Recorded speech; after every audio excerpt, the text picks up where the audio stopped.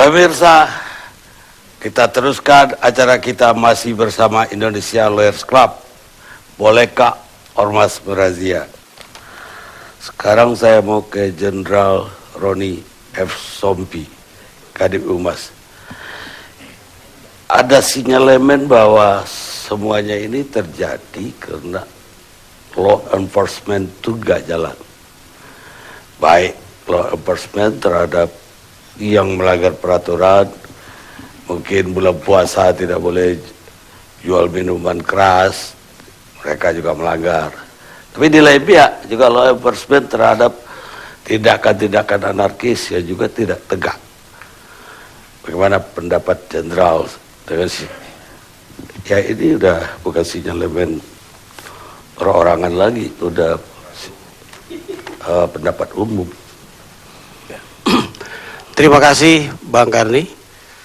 Pertama, Polri menyampaikan rasa turut berduka cita yang sangat dalam atas meninggalnya almarhum dalam insiden di Kendal, Jawa Tengah. Kemudian yang kedua, Polri sangat menaruh hormat atas pemikiran-pemikiran yang solutif yang disampaikan dalam dialog yang sangat penuh keakraban pada malam hari ini. Yang ketiga, Polri akan melaksanakan penegakan hukum secara profesional, proporsional, prosedural, dan juga transparan, serta tidak ada diskriminasi. Kemudian yang keempat, Polri siap menerima pengawasan dari publik, masyarakat, termasuk ormas dan juga FPI. Siap menerima teguran, siap menerima koreksi apabila di dalam pelaksanaan tugasnya memang dinilai masih ada kekurangan. Polri secara berjenjang dari tingkat kecamatan di Sukoharjo, ada Kapolsek, ada Sukoharjo, ada Kapolsek di Kendal, ada Kapolres, di Jawa Tengah ada Kapolda, di Mabes Polri ada Bapak Kapolri, dan kami memiliki fungsi-fungsi pengawasan internal yang bisa melakukan tindakan terhadap anggota-anggota Polri yang mengabaikan informasi dan tidak melakukan tindakan terhadap informasi tentang adanya pelanggaran hukum, termasuk adanya perbuatan maksiat di tengah masyarakat. Oleh karena itu, Polri berharap siapapun di antara masyarakat, ormas, termasuk FPI, tolong berikan informasi dan kami siap melakukan tindakan. Demikian Pak Karni. Terus apa sikap Polri dengan kejadian ini? Sikap Polri saya kira sudah jelas. Ya. Bapak Kapolri sudah memerintahkan kepada seluruh Kapolda untuk melihat secara jelas kasus di Kendal ini sebagai suatu studi kasus untuk tidak terjadi lagi hal yang sama. Melakukan pengajakan karena konsep pemolisian oleh Polri adalah pemolisian komunitas, maka pengajakan untuk bersama-sama kita bersinergi untuk melakukan penegakan hukum, mengajak masyarakat bersama-sama menyelesaikan permasalahan-permasalahan hukum. Tidak harus selalu dibawa ke tingkat pengadilan, bisa dengan pemikiran-pemikiran restoratif justice yang lebih menyelesaikan masalah dan tidak menimbulkan kerugian yang lebih besar. Dengan mediasi-mediasi, hal ini bisa dituntaskan. Kemudian apabila ada hal-hal yang harus dilakukan penegakan hukum, lakukan tindakan tegas, penegakan hukum secara tegas. Dan khusus di kasus yang terjadi di Polres Kendal, saya kira ada 3 kasus yang sedang diproses penyidikan. Yang pertama, kasus kecelakaan lalu lintasnya. Kalau kita lihat pasal 311, baik ayat 1 maupun ayat 5, mengemudi secara membahayakan nyawa orang lain bisa dipidana dengan hukuman penjara lebih dari 10 tahun, 12 tahun kalau tidak salah. Dan hal ini saya kira dengan fakta yang kita lihat, apalagi tadi kami juga berterima kasih ada masukan-masukan berupa video yang nanti secara transparan bisa kita kaji bersama, apakah video itu bisa memberikan bukti petunjuk tentang penguatan terhadap pembuktian kasus berdasarkan pasal 311. Kemudian ada pembawaan senjata tajam oleh anggota FPI yang diamankan oleh Kapolres Kendal di sebuah masjid di Sukorejo. Artinya pada saat dilakukan evakuasi, maka kawan-kawan kami di Kendal melakukan upaya pembersihan dan ternyata menemukan senjata tajam, 2 senjata tajam dibawa oleh 2 orang, maka ini diproses tersendiri. Kemudian kasus pengerusakan yang terjadi atau dialami oleh harta benda dari FPI Temanggung, ini juga diproses, tidak ada diskriminasi, dan ini sudah ada beberapa orang yang diperiksa dan dilakukan penahanan. Terhadap penegakan hukum ini, Polri memohon agar semua pihak juga melihatnya dan memberikan dukungan untuk kita memberikan efek jera agar di kemudian hari tidak terjadi hal yang ada serupa. satu lagi bahwa dari pihak DPRD Kendal tadi ada perusakan juga terhadap harta benda masyarakat yang FPI malah minta tolong dibuktikan. Kalau betul silakan tangkap.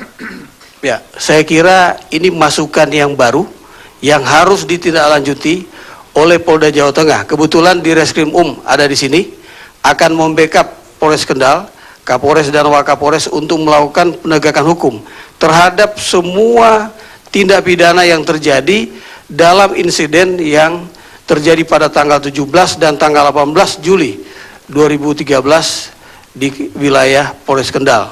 Begitu Pak Karni. Baik. Saya ke Wakil Menteri Dalam Negeri di sini, Pak Suhat Mansah, Deputi BNPB. Terima kasih Bang Karni. Saya kira dari sisi masukan segala macam sudah banyak yang kita dengar, dan yang terpenting sekarang kita ini adalah berdiskusi di dalam bulan puasa, bulan rahmat, yang mudah-mudahan hasil ini betul-betul membawa rahmat kepada kita, dan ini kita berharap tentu yang terakhir bagi kita di dalam persoalan-persoalan kemasyarakatan ini. Yang jelas kami di sini ingin mengatakan bahwa ormas itu adalah salah satu bentuk pengorganisasian masyarakat sipil yang berlandasan kepada prinsip demokrasi, kemitraan, keswadayaan, dan partisipasi masyarakat. Ini prinsip dasar daripada pengorganisasian organisasi kemasyarakatan itu.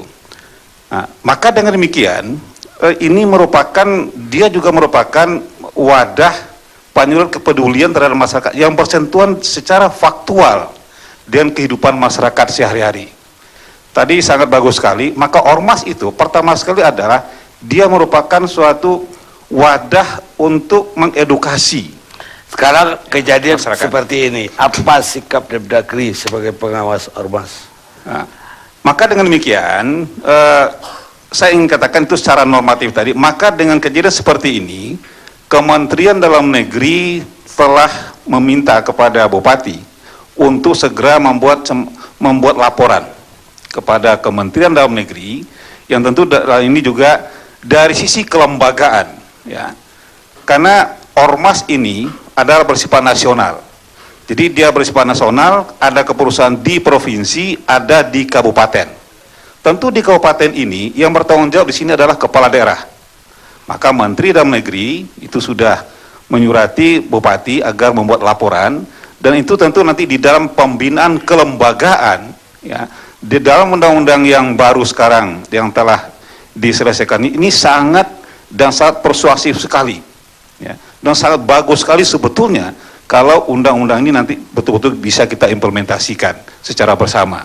Nah, ini nanti sikap Kementerian Dalam Negeri adalah karena sejak reformasi pemerintah ini adalah sebagai mitra daripada ormas dan sosial politik. Maka tentu sebagai mitra, tentu pemerintah di dalam hal ini, terutama sekali Menteri Dalam Negeri, ini selalu akan melakukan relasi, hubungan yang baik dengan kemitraan ini. Ke depan, ini juga akan dibangun semacam sistem informasi mengenai masalah keormasan. Sehingga kita bisa mengikuti perkembangan ormas-ormas kita yang ada di Republik ini, Bang Karni. Mulai dari kabupaten sampai kepada pusat. Jadi ini mudah-mudahan bisa kita online-kan, dan ini kita bisa mendapatkan informasi. Dan ini dengan Komisi 2 ini sangat intens sekali, dan ini sekaligus mendapat dukungan. Nah, ini ke depan, sehingga kita sangat berharap sebetulnya bahwa ormas ini betul-betul menjadi mitra di dalam bagaimana kita menegakkan kedaulatan negara ini. Yang kedua adalah kita juga sangat paham, tadi Bang Ruhut sangat bagus sekali, bahwa negara kita adalah negara hukum. Maka dengan demikian, kita juga perlu menurut kami mengenai masalah wawasan kebangsaan. Nah, ini juga dari Kementerian Dalam Negeri sebetulnya sampai kepada daerah, ini ormas dan LSM ini merupakan mitra kita. Ya, pertanyaan saya, Ya. dalam undang-undang ormas, boleh nggak ormas untuk razia? Tidak, itu jelas sekali. Jadi kalau boleh saya membacakan. Kalau boleh silakan. Kalau boleh saya membacakan undang-undang kita ini sekarang. Ada larangan terhadap ormas. Ini dibagi 3. Pertama sekali ini yang kedua ini harusnya ketua pansus ini kan. Ya nanti ketua pansus. Ormas itu adalah dilarang melakukan tindakan permusuhan terhadap suku, agama, ras atau golongan. Melakukan penyalahgunaan, penistaan atau penodaan terhadap agama yang dianut di Indonesia. Ini larangan terhadap ormas. Melakukan kegiatan separatis yang mengancam kedaulatan negara, melakukan tindakan kekerasan, mengganggu ketentraman dan ketertiban umum. Ini larangan terhadap ormas. Atau merusak fasilitas umum dan fasilitas sosial, atau melakukan kegiatan yang menjadi tugas dan wewenang penegak hukum sesuai dengan ketentuan peraturan. Kalau ini kita simak, jelas apa yang dikatakan tidak ada satupun. Pak, yang saya dengar undang-undang ormas ini malah tadi Bapak bilang sangat bagus sekali. Saya malah mendengar di dalam negeri juga dibilang sangat jelek sekali. Karena yang disebut tadi itu tidak ada sanksinya sama sekali. Sanksi, makanya di sini kalau kita melihat kenapa saya mengatakan ini bagus sih. Sanksi yang dikatakan di sini adalah bukan sanksi untuk membinasakan, tetapi ada sanksi persuasif. Ini ada konsekuensi yang sangat elegan sekali di sini. Saya dengar Depdagri dalam hal undang-undang ini malah kecewa, bukan bagus. Kita rehat sejenak pemirsa.